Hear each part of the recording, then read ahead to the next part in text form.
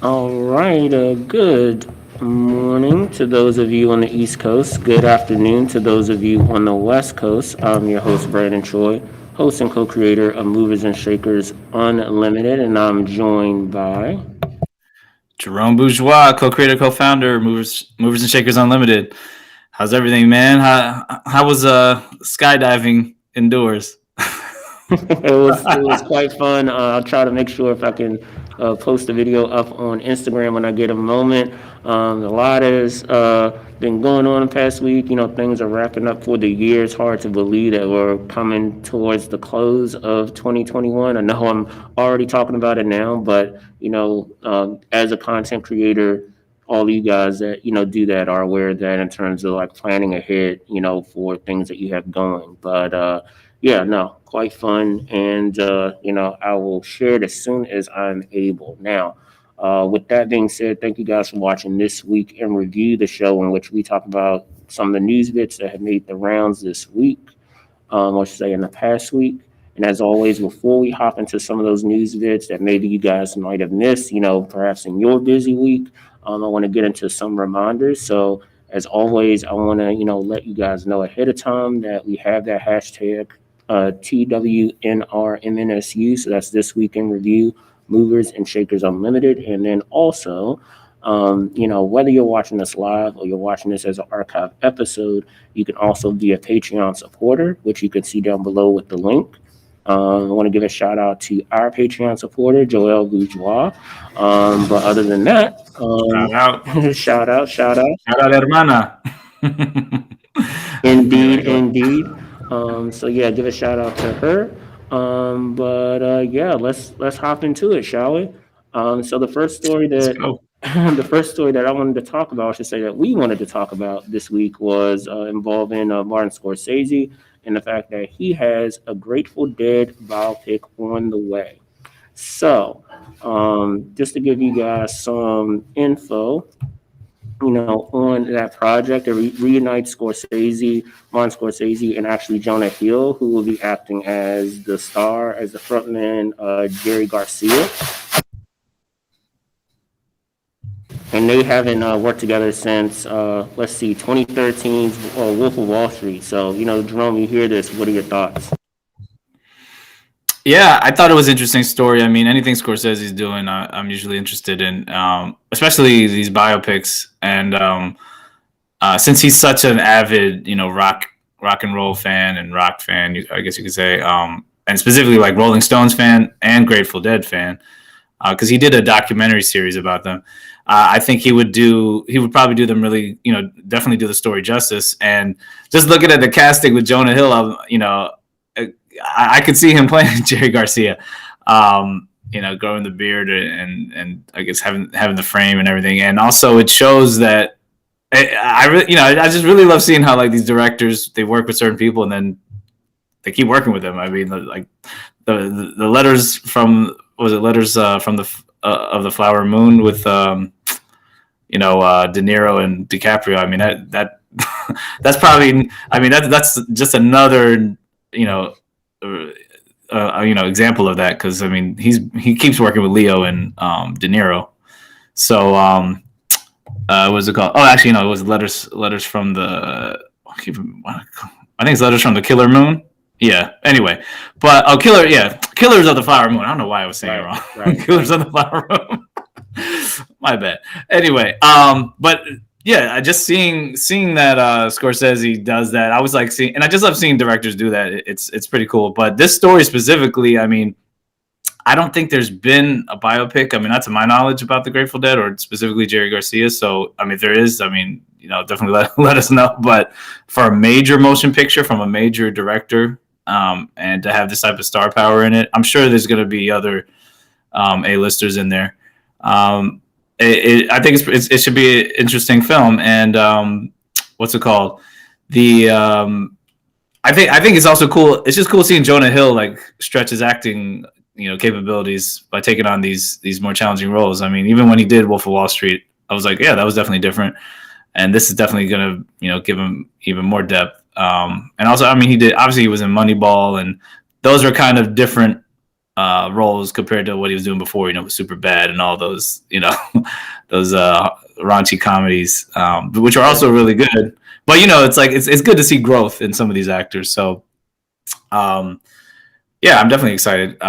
Even though, like I said, even though I'm not as well versed in all the music and everything, and the story of the Grateful Dead and Jerry Garcia, I'm still interested and intrigued to see it. Like, I mean, like for me, it's like it's really about like just the casting, the writing, the directing, how the story unfolds. I mean, I just saw King Richard last night, which I thought was really great, and I think Will Smith, hopefully he gets nominated. But I didn't really know much about Serena and Venus Williams' story either. But watching that movie, I was hooked. I was like, wow, this is really an inspirational story. So that's what a good filmmaker, a good screenwriter does. So and we know that Scorsese has directed many classics, and he's one of the best to ever do it.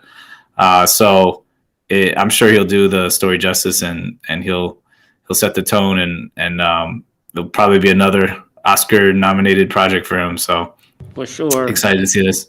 For sure. I guess on my end, just the idea of that collaboration, the prior collaboration that we had between Scorsese and Hill, with Wolf of Wall Street. I love that film. Like it's insane to think that so many of those elements are, not fictional and in fact are true. Obviously, I'm sure they embellished some things there, but a lot of what transpired there is true, and what they were able to do with that film from their collaboration. Obviously, there were other parties involved too. Leonardo DiCaprio, of course, too. I'd be remiss not to name him, but just like I said, just with that collaboration, if they're able to produce something like that with Wolf of Wall Street, then I'm excited to see what they're going to do with their next collaboration.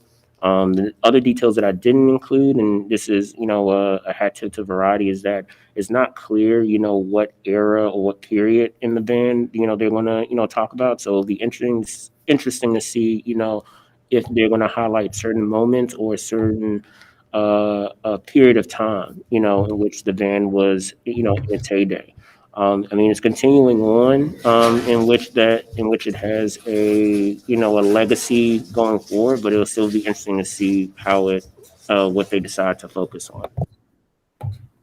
Yeah, and also another thing that's important is that the band gave it its blessing. So the surviving members of the Grateful Dead have apparently given the upcoming movie their blessing, with Weir, Kreutzmann, Lesh, and Mickey Hart on board as executive producers. So to me, that's always important. This is according to the Variety article. As opposed to, I'll say there was that Aaliyah movie that was made that didn't get the blessing from her estate. Yeah. So they couldn't even use the music. And that should tell you everything, there is to say about that. And a follow-up to another story. Remember we were talking about the Marvin Gaye biopic? That took a while to get developed because the estate had to give the blessing to was it Albert Hughes or Alan Hughes? I forget who was directing. I know it's one of the Hughes brothers who were saying, but yeah, that's already that tells you all you need to know about, like, are the people who the story is about, or who are related to the people who the story is about, are they okay with it? And I would think if you're going to make a movie about someone's real life, like, you should get the blessing from at least somebody that's crucial to the estate of that person, or the actual, the key family members who are going to give you input about that story, or give you access to that legacy and that, those, the actual history of that person and that group. And I just think that's always important, because, like, when you don't get that, it's kind of like, all right, unless, I'll give the only exception is, like, when you're making a movie about, like, maybe a political figure. And it's true, there have been movies. Okay, I like Vice. I thought W was pretty good, but I don't think those got the blessing of W or Dick Cheney. But those are, like, political figures. So then, I mean, I don't know. I feel like that's maybe that might be the only exception. But if it's like an actual music person, like, and they're not a political figure, then I would think you probably want to have, you probably want to have the blessing of the family. So That's what I'll say For about that. sure, for sure.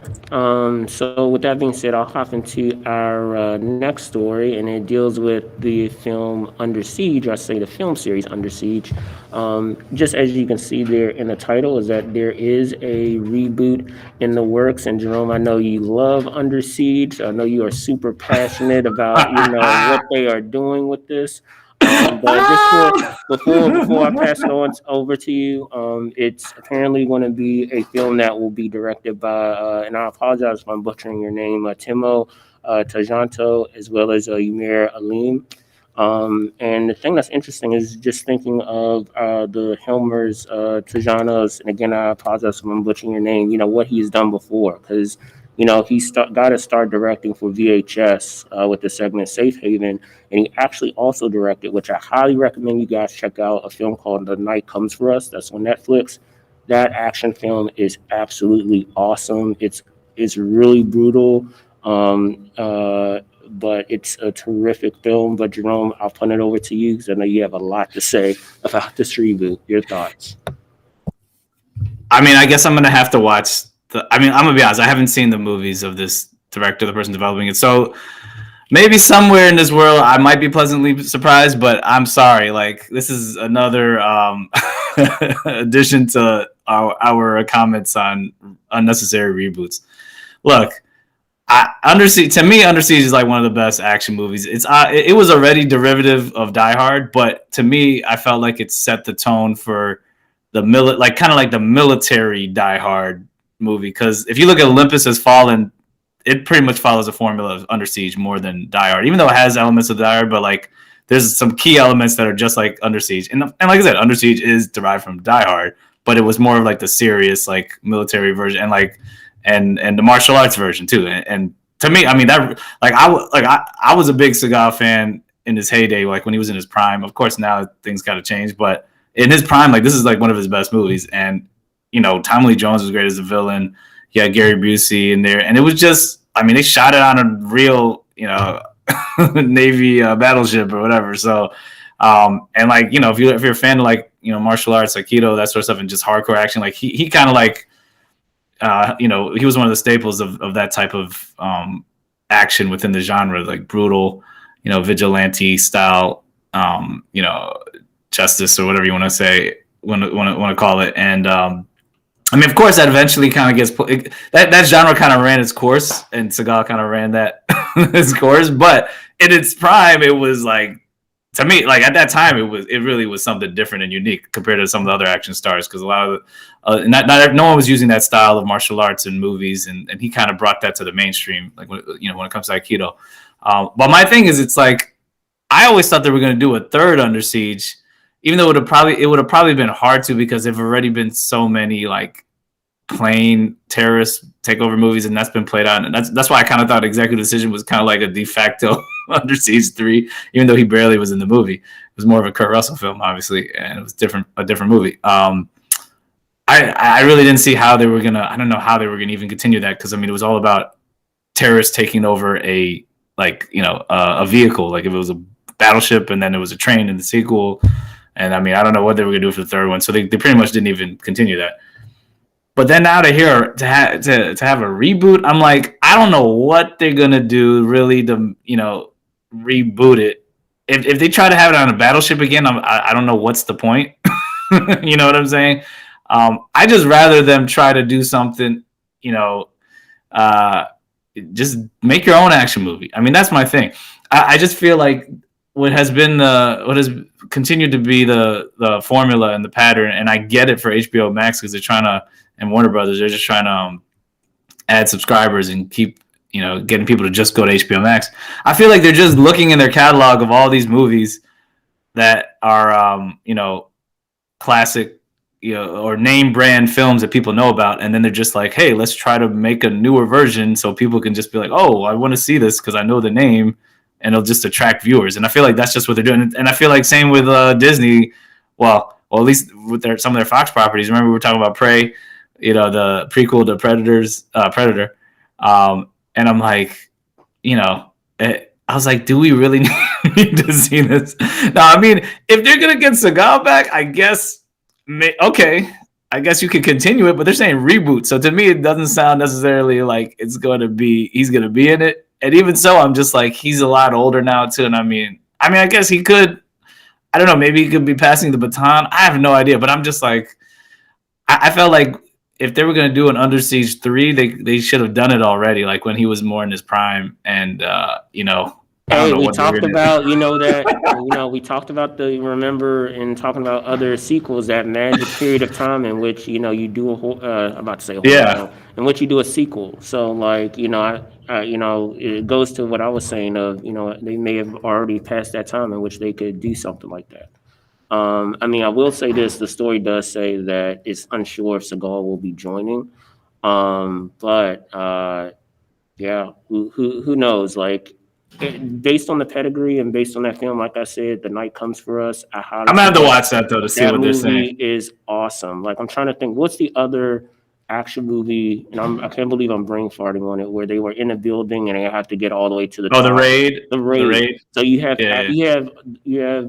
alums from The Raid that are in that movie that are the main stars of that movie. So it's like super brutal. The choreography is awesome. So like, I highly recommend anybody who hasn't seen it to check it out. I'm going to have to check So those out. if But if Under Siege, the reboot, is going to be any piece of what that is, or how brutal that is, and how well choreographed it is, then we might be in for a treat. People might be sleeping on this reboot if it's anything like that. So yeah, but I just hope they don't make it set like. Don't set it on a boat. Like it's like they did a remake of Point Break. I didn't even watch it, and I heard it was terrible. I mean, I'll probably still eventually watch it, but I was like, why? Yeah, I mean, they already remade Point Break with the Fast and the Furious with cars, so it's like, but at least Fast and Furious got away from that and they did their own thing, which made it more interesting. But I'm like, man, do we really need? I mean, like, what are we gonna And like with Die Hard, you already have versions of that have come out that had their own, had their own actors, did their own thing, and it's like, are they gonna remake Die Hard again? Like it's just I'm just like, leave it alone, man. Like, please, like, just make your own action movie. Like, and even if Seagal comes back into this, yes, I mean, I'll watch it and see if they can really make a good story that connects to the other two, then and the action makes sense. It's not just another, we're just gonna redo what was done. On the same with the same scenario. If they could really logically find an interesting scenario that would have progressed from the last two, and then maybe you include, even if he's not starring it, maybe he has a cameo, and then you have someone else who's part of it. Okay, maybe, all right. But I'm just like, when I hear reboot, it just sounds like they're just trying to redo it for new audiences. Just like with RoboCop. Like, I'm not gonna lie, like the newer RoboCop had some interesting take on it, like with the drones and everything, but it's not. They made it PG-13, and it's not going to compare to the original. And they just kept doing. They did the same crap from the at the end where he's like, "Oh, you can't shoot me because of pride," and I'm like, how is that really like? What are you really doing? You're just looking at a movie that was a classic, like, okay, I'm going to take the elements that were good. We're just going to like tweak some stuff. Like, what do you? How are you? Like, it's like when Kanye. Well, I'm not even going to go there. When Kanye was like, "Oh, you a copycat." I mean.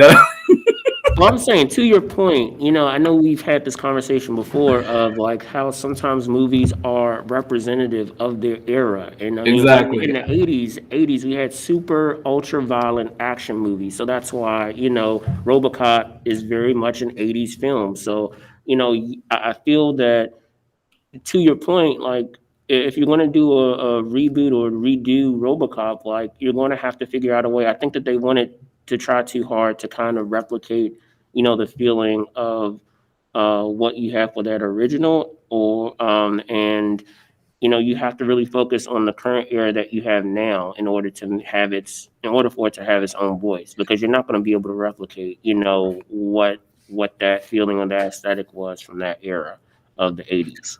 So, one last thing I'll say, because I know we have a few other stories.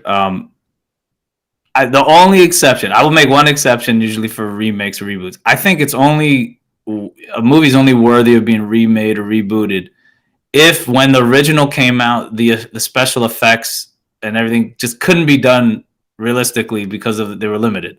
Like, I get that. Yeah. Like, if there was an old movie that was trying to make some space, if it came out in the 30s or 40s and they were trying to make like a space movie or something, it just looked so cheesy, but the idea was interesting. Okay, cool. bring do it with some really great CGI, and now envision it like it's supposed to be, visualized the way it's supposed to be. But there's these movies that came out in the 90s and 80s, especially these action movies, they still hold up. Like, Die Hard still holds up. You don't need to remake Die Hard.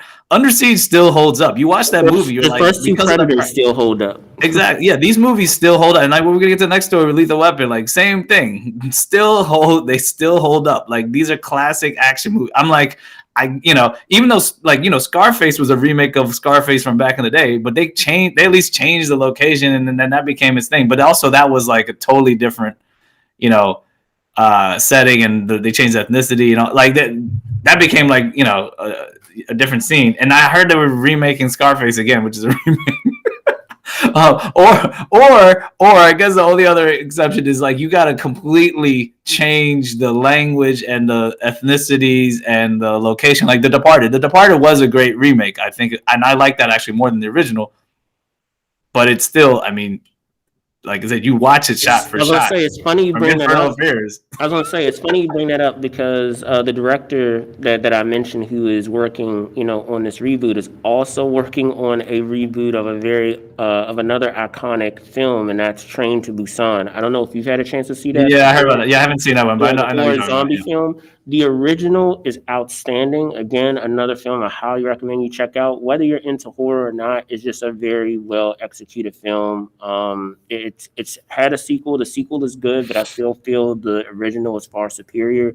So I mean, I'm not jealous of what he has to deal with in terms of expectation, with the reboot of that film. So he has his work cut out for him with this, but I would say even more so with what's going to be planned for that reboot, or say that remake of that Korean horror film. But I also think it's just I'm sorry. I mean, like I said, we're also just taking it from what we're hearing from these news stories, and I get it. These are it's in the news, but also we got to look at it from a business perspective. I think also that these are just opportunities that that these studios are giving to people, and they're like, are you going to take the job? Someone's going to take the job. I mean, I almost wonder, even with Spike Lee. Spike Lee redid Old Boy. I'm like, did he really have to do?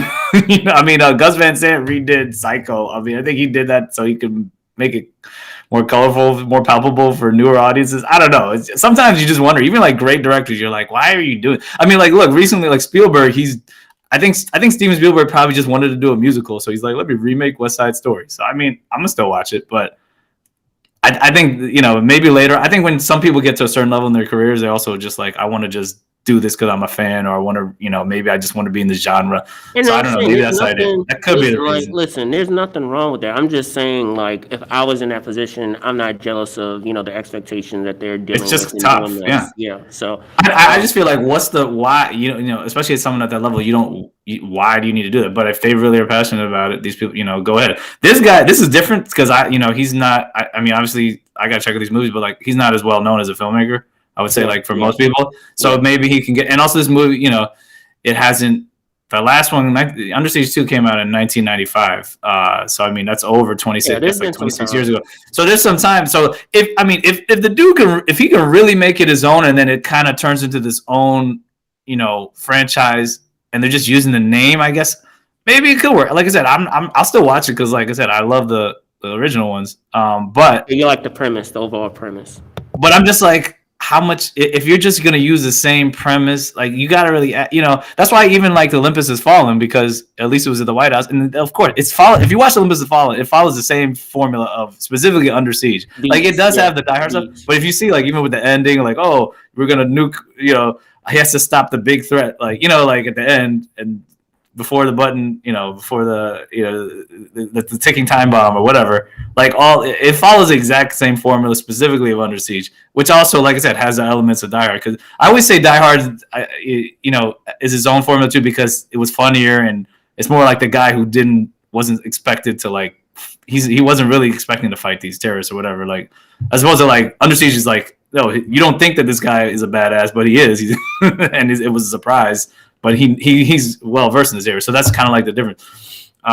So yeah, we'll see. I mean, like I said, I'll still watch it, but I'm just like, man, I feel like every week we have a story talking about a reboot. Anyway, so next story. Yeah, so JB actually spoiled us on a story that's upcoming. We have one more before we get to that, so don't worry, we will talk about that story. But I wanted to hop into a story regarding the Staples Center. So I'll pull that up here. So as you can see, yes, the Staples Center. So the home of such teams as the Lakers, the Clippers, at least for the time being. I know the Clippers are getting another building very soon. WNBA Sparks, as well as the NHL Kings, will have a new place, will have a new name for their home. So instead of being called the Staples Center, the Staples Center will be renamed as Crypto.com Arena as part of a 20-year naming rights agreement. Now, you're probably thinking, oh, this name will change, way down the line. No, according to the story that we have from Variety, it will happen on December 25th. It will unveil the cryptocurrency platform and sports live entertainment company AEG will unveil the venue's a new logo and other branding on Christmas Day when the Lakers host the Brooklyn Nets. All right, so Jerome, you hear this? We have this, shakeup with the name change of arena over in LA. What are your thoughts? Oh yeah, I just wanted to make the correction that from the previous story, it's Alan Hughes, and we talked about that on another episode. That's directing the Marvin Gaye biopic. So just wanted to put that out there. But yeah, yeah, I thought this story was hilarious, and it just shows the power of the dollar, and whoever's willing to pay the big bucks can name whatever they want to name. I guess if you get to pay, if you have the money. I think it's just gonna be funny, like people go to games, be like, "Hey, we're going to the Crypto.com Arena." I know we were talking about that would be so funny. But it just shows, like, look at the enormous wealth that's being created through cryptocurrency and these firms that are selling it and trading it. And what's interesting is, I mean, it's a $700 million deal between AEG and this cryptocurrency platform. And it's supposed to be for, what do we say? I think it's supposed to be 20 years. And it's a Singapore, and it's Singapore based. I mean, it's hilarious how it's like you get in the Singapore based company that decided they want to rename the Staples Center, and they have the money to do it. So it just shows, like, how we're in a different landscape now, and also, like, in Deadline they're saying that this it's almost double that amount of the $375 million construction costs that the Staples Center's for the Staples Center, and it's and obviously because they're no longer the sole premium sports arena in town, so obviously they gotta, like, they want to still stand out and I guess increase as much revenue as they can. But what was I gonna say? Yeah, that's like a big leap compared to, like, what the Staples Inc. Paid in 1997 for their 10-year deal worth $100 million.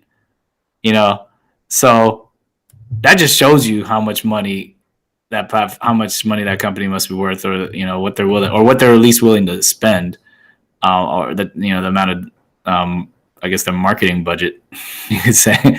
But this just shows, like, we're from DC.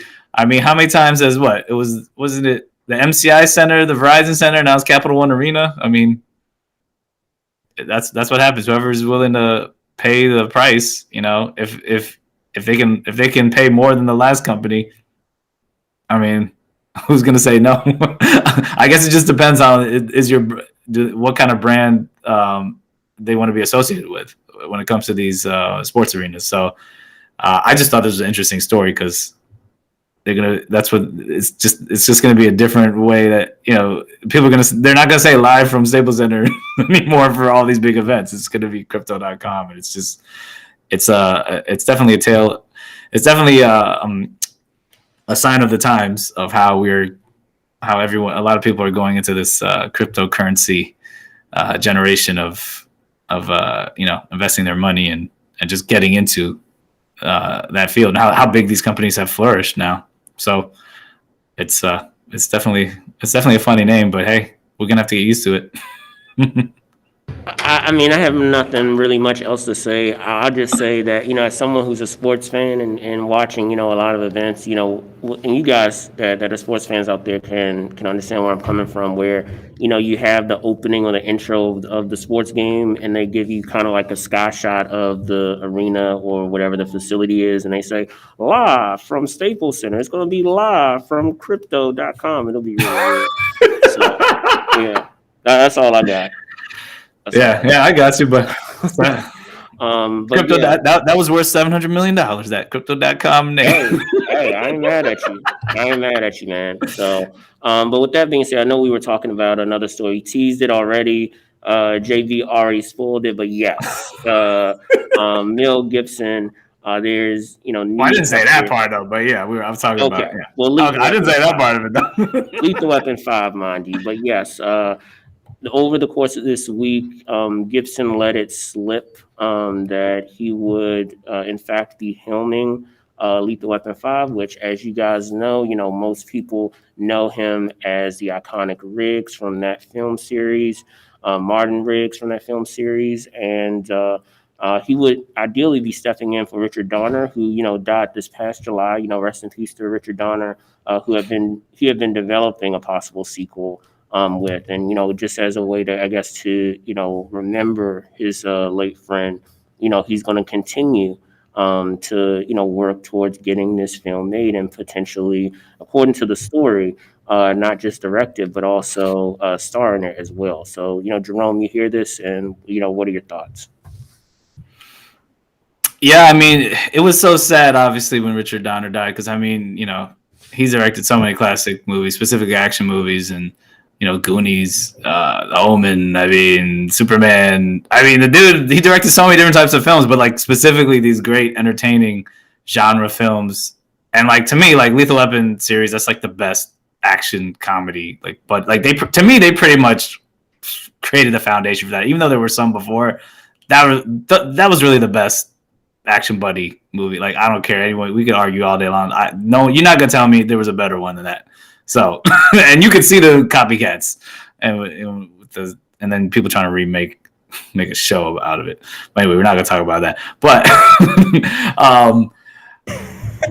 I'm like, if anybody's gonna direct this, it probably makes sense that Mel Gibson would do it because he knows the characters well. I mean, he starred in the other four films. He knows how the movies are made. And he's a great director himself. I mean, the dude's directed like I mean, he's won an Academy Award.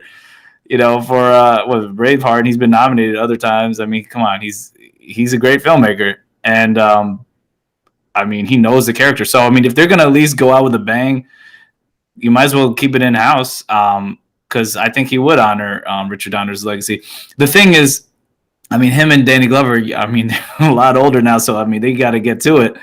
And I know Danny Glover was previously talking about how they were trying to make a fifth one that was going to be a commentary on, like, obviously police brutality. And I think that, they should hurry up and do that too, because it is definitely relevant to the times, if they go with that story and do something in that vein. I just think, like, if they're going to try and really pass the baton to anyone else, even though I think they don't really need to, they could just end it and then have, you can have, like I said, people need to be creative again and create their own damn original series. Stop trying to like ride off of a classic series. I'd rather that. They should just end it on that. But if they want to maybe have a new generation later, then they need to do that and like stick to it. Because I remember in the fourth one, it was supposedly like they were trying to pass the baton to like Chris Rock's character or whatever. But like, right. I mean, I don't think that's, I guess it could have been Chris Rock and, I mean, who else would have been? But I don't know. I'm just like, because, like with Bad Boys, we didn't necessarily do that, but they're kind of like showing newer characters to be like, yeah, there's a younger generation. So, but they're not. Well, Will Smith and Martin Lawrence aren't that old. So, I mean, they're older, but I mean, Mel Gibson and Danny Glover, I mean, they're getting up there. I think it's a good choice. I mean, why not keep it in house? I mean, and I'm sure the style and everything will probably be pretty consistent because, like I said, he knows. Like, I mean, if you starred in those 4 movies, you know how, and you've worked with. I mean, Mel Gibson's worked with Richard Donner. I think like 6 times, like at least 6 times. I mean, he did the 4 Lethal Weapon films. He was in Conspiracy Theory. He was in Maverick. I don't know if there was another movie they did together, but they did at least 6 movies together. So he knows Richard Donner's style. He knows what Richard Donner is capable of doing, and obviously the legacy he had as a director of the franchise, of the Lethal Weapon franchise. So I'm sure he could honor that and have it end with a bang. But I just feel like they just need to just make sure that, make sure the script's on point and just get the cast together and just do it. Because like I said, man, Mel Gibson and Danny Glover aren't getting any younger. So, and get in, it will be kind of tough to like try and top what Jet Li was doing, because that wasn't one of the main reasons why Lethal Weapon 4 was amazing. But whatever, they can, you have if they have some police brutality story. I mean, they can, I don't know, maybe they'll be like, they have some people. They still can have some brawls in there. They can figure out something. Maybe get some UFC fighters in there. I don't know. They could. And listen, here's where I stand. According to the story, it's not, from what I understand, not going to be released in theaters. It's being developed for HBO Max. So, right then and there, you don't really have the pressure of, having to compete against all the big blockbusters that are out there. Not to say that it couldn't, but, after all that time and now being on the 5th installment, I feel like it eases the pressure a little bit by having it on HBO Max versus theatrically. And then on top of that too, I know we were just talking about, these reboots and things being remade and other parties hopping onto the story. And you still have that legacy of people that, were there from the beginning, working on it. So, there's that versus, what we were talking about before with reboots of, someone else being given the reins to that story. So, we'll see what happens with it. I don't really have much skin in the game in terms of, being super intense about what they do with the story, as long as it's is in the realm of what we come to expect, the aesthetic of what we expect for Lethal Weapon, then I'm cool with it. And I mean, there are other things that they could do. That there's things that have happened in our world that I feel just as you were talking about, that could be interesting story topics to kind of center the story around. So we'll see. Do you have any other thoughts before we hop into our final story, our headlining story that you all see in the title there? I mean, like I said, the only difference that I still will say, and I understand what you're saying, is this is still a sequel. It's not a reboot. So that's the main difference. So like, if you're adding to the franchise, add to the franchise. Like, I have no problem. But if they were like, oh, he's gonna do a Lethal Weapon reboot, then I'd be like, really, man? Like even with Ghostbusters Afterlife, I really like that, but I thought that was pretty good, and they had an homage to like the original, people, and I haven't seen it. Don't spoil. Really, come on, man. Anyway, that I'm not giving him. I'm just saying, if you watch it, they connected well. That's all I'll say. But I got you. What's it called? There's a way to do it, and there's a way where like you can do that gracefully and make and you make it. You have an homage to the past, and maybe you're trying to build something for the future. But then also, there's people just trying to get a cash grab. I mean, just trying to make money off of a franchise. And you can see the difference. And also, but I still think this still, like I said, I said this definitely could compete in theaters. I hope they do release in theaters, even though it said HBO Max, because I mean, like I said, it's been about the same amount of time, almost the same amount of time as like the last Bad Boys sequel. I mean, it's true. Lethal Weapon 4 did come out in 1998 as opposed to Bad Boys 2 came out in 2003. If that's the case, then it probably is going to get a January release then, I'm guessing. I mean, and that was impressive too, because a lot of times movies in January are like the leftovers, but like that movie did well. So, but I just think they need to get that script done and like do it as soon as possible, because like I said, they're not getting any younger. And it would be nice to maybe see one more entry in that series, but after a while though, I'm just like, I just feel like people need to move on and like do something different. After a while, after a while, it's just like, hey, let's end it nicely, and then let's do something different, because not every movie has to keep going and going. Every franchise doesn't have to keep going. And like I said, we'll see what happens with the Matrix Resurrections. I'm excited to see that, but I'm gonna wait until I watch it before I let you know how I feel about that. So, but No, yeah. I hear you. I hear you. So, So, hopping into our last story that we have today, as I said, we kind of already spoiled it in our title, Monty, oh, we did. um, but yes, as you saw in the title, actor Delroy Lindo is joining the cast of the MCU's or Marvel Studios Blade film. Now, it's crazy to think about this because I was physically there in the first row in Hall H when they announced this film with Mahershala Ali. It's interesting to hear about the story of how that all came about, where Ali met with Kevin Feige, and as Feige does, as we understand, a lot of times he meets with various actors to kind of brainstorm, hey, what character would you be interested in playing, or I'd love to have you in the MCU. Let's figure out how we can get you in there. And Ali said, hey, like I like to play Blade. So like, when an Oscar winner tells you that they want to play a character, you say yes. From what I understand, Feige really didn't have any intention of doing, a Blade film, but because Ali wanted to do it, he somehow figured out a way to kind of fit it into the larger, story of the MCU. And now we're going to have vampires and all of that, those supernatural elements in the MCU. Now, according to the story, it's unclear who Lindo will be playing, but I know there are some theories that he might be playing Jamal Afari, and I apologize if I'm mispronouncing that name. But for those that are Marvel aficionados, he is the character in the comics who raised and mentored Blade in the ways of vampire hunting. Now in the film series that we have with Wesley Snipes that came out in late '90s, early 2000s, we had Whistler. They kind of reimagined it with a different character. And then even when I think of the Spider-Man animated series for my the cartoon, yeah. '90s kids out there like myself, is that they don't believe they had a black character. I believe they also had a white character there too who acted as kind of like his weapons, mentor figure. It was a British dude. Yeah, I think his name was Whistler too, though. I think they I used want to say, Whistler. yeah, it was Whistler too. That's what I'm saying. So like, that's why, man, I gotta read. But here's the thing, though. Like, if that is indeed the case, I feel like, and we've discussed this, Jerome. I feel like it's a Yeah. missed opportunity and not to say that Lindo is not a terrific actor. He's a fine, iconic he's actor great. in many films. I feel it's a missed opportunity to not place Wesley Snipes in this role because it's Wesley Snipes is Blade. For all of us that have seen the prior film series, and to not include him in kind of a meta way to kind of pass the baton to your new actor, I feel is a missed opportunity there that could make the film really great.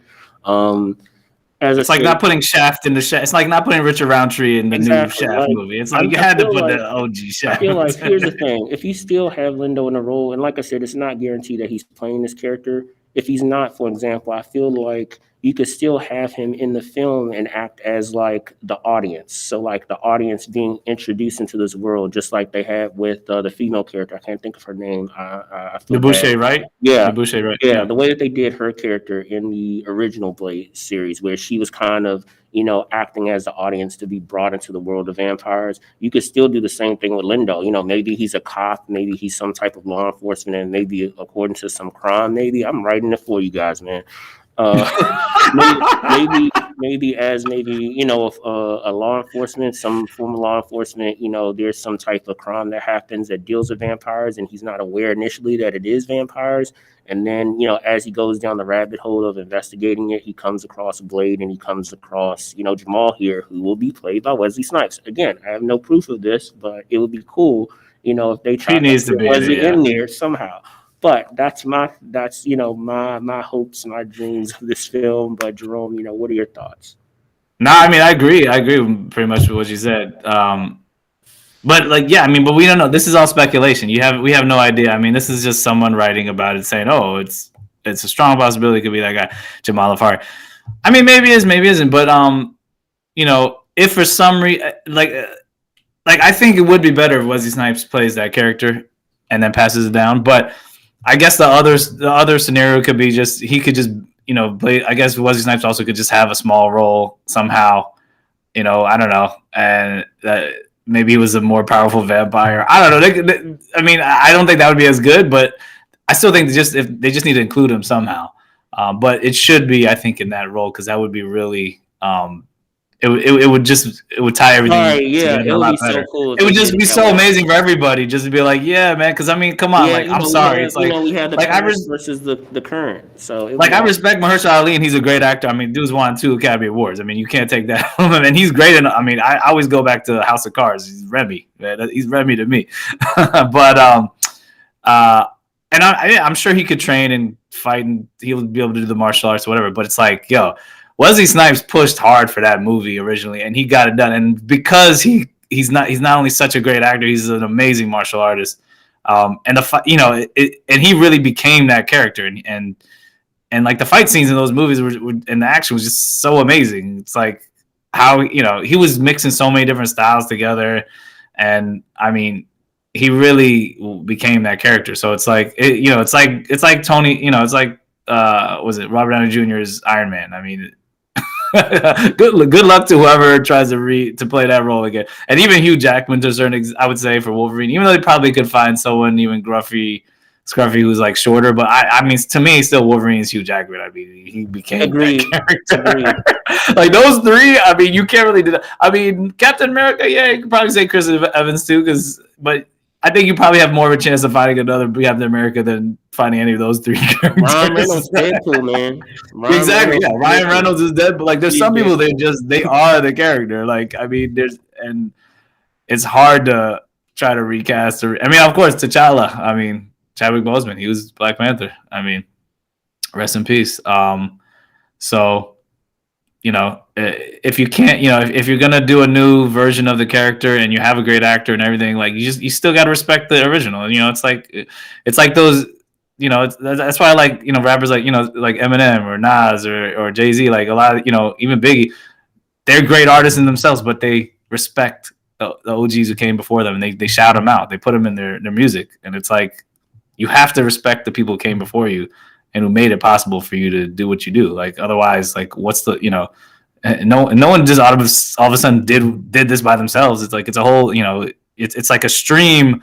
It's like a stream of talent that just keeps flowing, and you just add to the stream. But like you're influenced by those people. Like Michael Jackson wouldn't be Michael Jackson if it weren't for like James Brown and you have obviously Quincy Jones help, but like he was influenced by great artists like James Brown. So it's like, but then Michael Jackson influenced like Justin Timberlake, Usher, everybody.